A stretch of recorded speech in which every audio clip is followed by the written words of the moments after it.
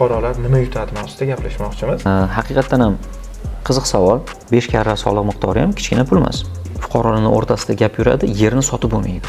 Yer xususiylashgandan keyin uni o'zini mustaqil oborotga chiqarsangiz bo'ladi. Rahmat kattakon javobingiz uchun. Assalomu alaykum.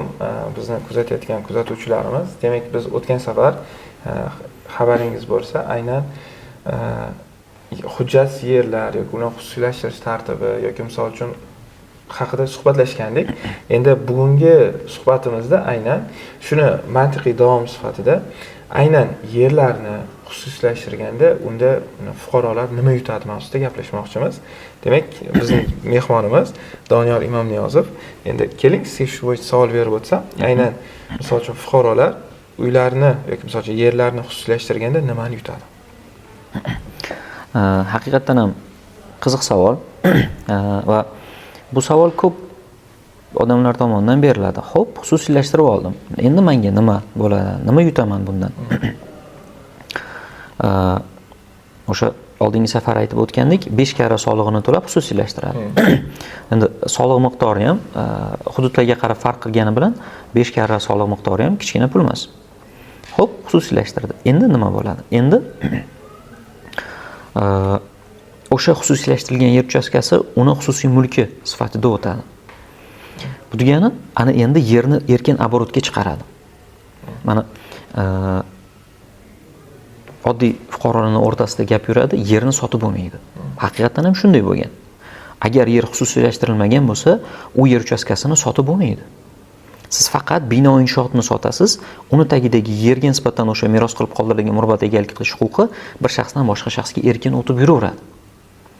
Bino inshoot ketsa, tagidagi yer unga ergashib yuradi. Ergashma huquq degan tushuncha bor. Cheklangan shu huquqlar ana shu asosida bir shaxsdan boshqa shaxsga o'tadi odatda.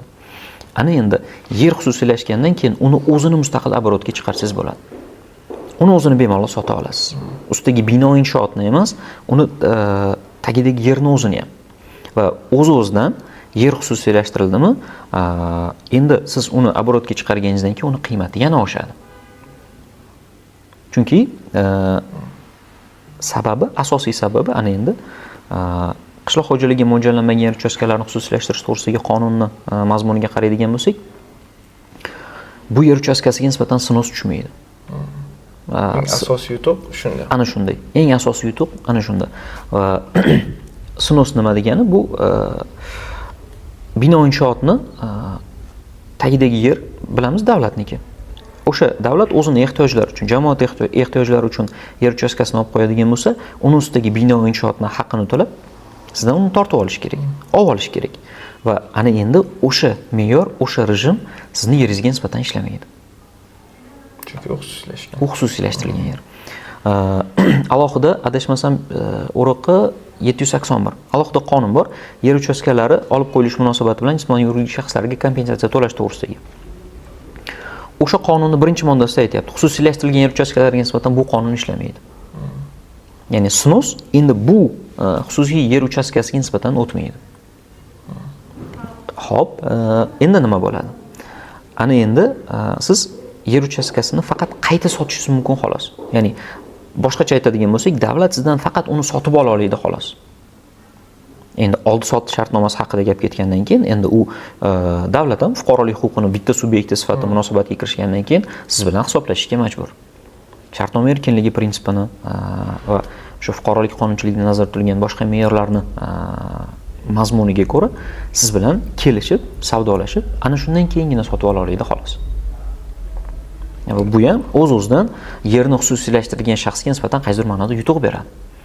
Deylik, sizni atrofingizdagilarni yerini va bino inshootini deylik 5 million so'mga baholab, sinosga tushgan holatda davlat qaytarib oladigan bo'lsa, endi sizniki 5 million emas, 6 yoki bo'lmasa 10 million yoxud undan ham ko'ra yuqoriroq qiymatga baholanishi mumkin. Sababi o'z-o'zidan yerni xususiylashtirilganligi. Yer o'ziniki, o'zi beradi. Yer o'zinikimi? Bo'ldi, tamom, endi unga nisbatan huquq mutlaq unda bo'ladi. Rahmat kattakon javobingiz uchun. Aynan bu qo'shimcha misol uchun suhbat uyushtirdik. Barchaga rahmat. Kelasi suhbatlarga salomat bo'lasizlar.